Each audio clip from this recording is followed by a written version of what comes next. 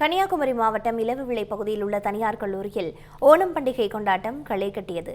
இது தொடர்பாக கல்லூரி மாணவிகளுடன் எமது செய்தியாளர் அருள்குமார் நடத்திய கலந்துரையாடலை தற்பொழுது பார்க்கலாம்.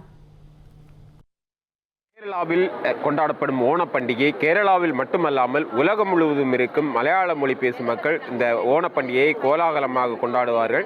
இந்த ஓணப்பண்டிகையை பொறுத்தளவில் 10 தினங்கள் இந்த ஓணப்பண்டிகை கொண்டாடப்படுகிறது.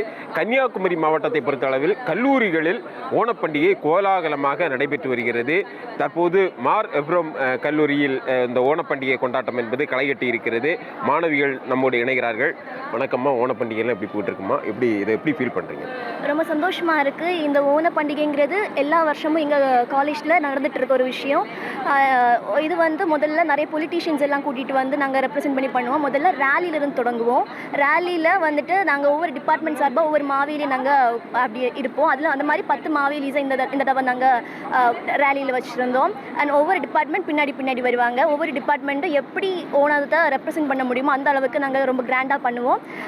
ப்ளஸ் இதில் ஒரு 500 ஸ்டூடெண்ட்ஸ் பக்கத்தில் கலந்துக்கிட்டாங்க. அது முடிச்சு வரும்போது எங்களுக்கு செலிப்ரேட் பண்ணுற மாதிரி நிறைய காம்படிஷன்ஸ் இருக்கும். லைக் ஓணப்பாட்டு, திருவாதிரை, வடை இழுப்பு அப்படி பண்ணும்போது ரொம்ப சந்தோஷமாக இருக்குது. ஃபைனலாக ஓண சத்யா ப்ரொவைட் பண்ணுவாங்க. இப்படி நாங்கள் ரொம்ப செலிப்ரேட் பண்ணி ரொம்ப சந்தோஷமாக இருக்குது.